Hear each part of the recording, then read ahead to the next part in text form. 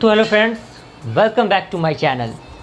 तो फ्रेंड, आज का जो वीडियो होने वाला है काफ़ी इम्पॉर्टेंट होने वाला है। बेसिकली जो स्टूडेंट आरजीपीवी के बीटेक थर्ड सेमेस्टर एग्ज़ाम में अपीयर होने वाले हैं, क्योंकि आपको भी पता है कि आरजीपीवी यूनिवर्सिटी किस तरह से अपनी कॉपी को चेक कर रहा है, क्या रिज़ल्ट का रेशियो था, ये आप बखूबी जानते हैं। और इसको मद्देनज़र रखते हुए कुछ कॉन्सेप्ट, कुछ चीज़ों को मैं आपको बताऊंगा जो अप्लाई अगर आप करेंगे तो कहीं ना कहीं आपका सेमेस्टर एग्ज़ाम के लिए हेल्पफुल हो सकता है। ओके, तो बात करते हैं हम लोग कंप्यूटर साइंस इंजीनियरिंग ब्रांच के जो भी स्टूडेंट हैं उनकी। तो उनको पता है कि बेसिकली जो सब्जेक्ट उनको पढ़ना है वो कितने सब्जेक्ट पढ़ना है, 5 सब्जेक्ट आपको पढ़ना है, जिसमें पहला सब्जेक्ट आपको दिख रहा होगा जो कि है आपका डिस्क्रीट मैथमेटिक्स, जिसे डिस्क्रीट स्ट्रक्चर भी कहते हैं। दूसरा आपका है डाटा स्ट्रक्चर, तीसरा है आपका object oriented programming and 5th है आपका एनर्जी एंड इन्वायरमेंट। हो सकता है इसके ऑर्डर अलग अलग हो सकते हैं जो सब्जेक्ट कोड के अकॉर्डिंग हो, लेकिन बेसिकली आपको सब्जेक्ट यही पढ़ने हैं।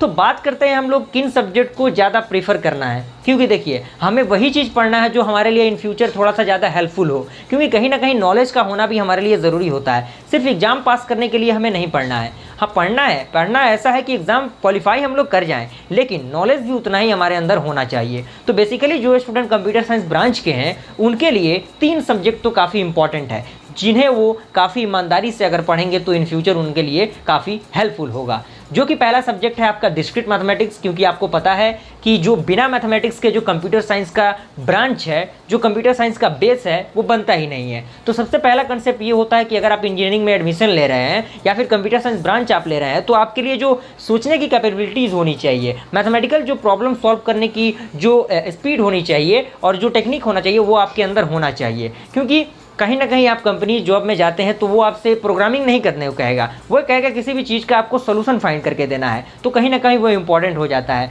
तो मैं आपको प्रीफर करूंगा कि आप लोग ज़्यादा से ज़्यादा अपने मैथमेटिकल जो सोचने की कैपेबिलिटीज़ है उनको इंक्रीज़ करने की कोशिश कीजिए, क्योंकि वो ज़्यादा इंपॉर्टेंट है। तो इससे रिगार्डिंग आप लोग अगर इंक्रीज़ करना चाहते हैं तो रीजनिंग से रिलेटेड सवाल आपको देखने चाहिए डेली ज़्यादा नहीं 10 मिनट आप लोग देखें। कहीं ना कहीं यूट्यूब पे रिसोर्सेज अवेलेबल हैं, आप उनका हेल्प ले सकते हैं। और डिस्क्रीट स्ट्रक्चर को आपको अच्छी तरीके से पढ़ना है, क्योंकि ये सब्जेक्ट कहीं ना कहीं आपके लिए बिल्कुल नया हो सकता है, तो उसको आपको मिस नहीं करना है। उसके बाद आपका आता है डाटा स्ट्रक्चर, जो कि डाटा स्ट्रक्चर भी काफ़ी इंपॉर्टेंट है। डाटा स्ट्रक्चर ही काफ़ी अच्छा जो प्रेजेंटेशन होता है वो हमारे लिए देता है, जो कि कंप्यूटर साइंस ब्रांच के स्टूडेंट हैं उनके लिए। तो डाटा स्ट्रक्चर को भी आपकी काफ़ी इंपॉर्टेंस देना है और काफ़ी बेहतर तरीके से आपको पढ़ना है। और डिजिटल सिस्टम भी तो आपको पढ़ना है, क्योंकि आपको पता है कि पूरा जो कंप्यूटर प्रोग्रामिंग होता है वो 0 और 1 जो कि आपका डिजिटल सिस्टम का ही पार्ट है, तो उसी बेस पे आधारित होता है। तो डिजिटल सिस्टम को भी आपको पढ़ना है, क्योंकि डिजिटल सिस्टम का अगर आप सिलेबस देखेंगे और उन चीज़ों को आप पढ़ेंगे तो आपको ऐसा लगेगा कि यार ये बहुत भास्ट है, लेकिन वाकई में अगर आप नहीं पढ़ते हैं तो आपके लिए वो भास्ट साबित हो सकता है।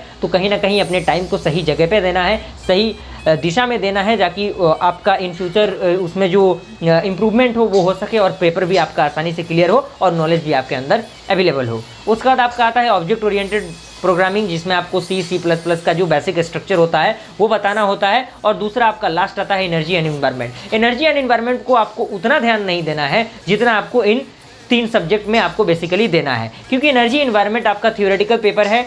तो अगर आप थोड़ा बहुत कंसेप्ट जानते हैं इकोसिस्टम या फिर फंक्शन ऑफ इकोसिस्टम, तो आप थोड़ा बहुत उसके बारे में लिख सकते हैं। तो ऐसा नहीं कि इस पर ध्यान नहीं देना है, लेकिन इन सब्जेक्ट के अकॉर्डिंग थोड़ा सा कम। ओके, क्योंकि आपका कोर ब्रांच तो है नहीं, लेकिन फिर भी आपको इसको साथ लेके चलना है। डेली आधा घंटा आपको इसको देना है। ओके, और मैं इंपॉर्टेंट क्वेश्चन का वीडियो सीरीज जल्द ही आपके सामने प्रोवाइड करने की कोशिश करूंगा। वैसे कम्युनिटी पे मैंने डाल दिया था कि अक्टूबर से हम लोग लगातार जो इंपॉर्टेंट क्वेश्चन के सीरीज़ हैं उनको प्रोवाइड करने की मैं कोशिश करूंगा। और अभी जो लेक्चर चल रहा है वो डिस्क्रीट मैथमेटिक्स का चल रहा है, तो ज़्यादा से ज़्यादा आप हमारे इस चैनल से जुड़िए, ताकि जो भी इंपॉर्टेंट इंस्ट्रक्शन हो जल्द से जल्द मैं आप तक प्रोवाइड करने की कोशिश करूँ। आई होप ये वीडियो आपको पसंद आया। वीडियो को लाइक ज़रूर कीजिए और चैनल पर चैनल को सब्सक्राइब कीजिए। फिर मिलते हैं अगले वीडियो में, तब तक के लिए थैंक यू।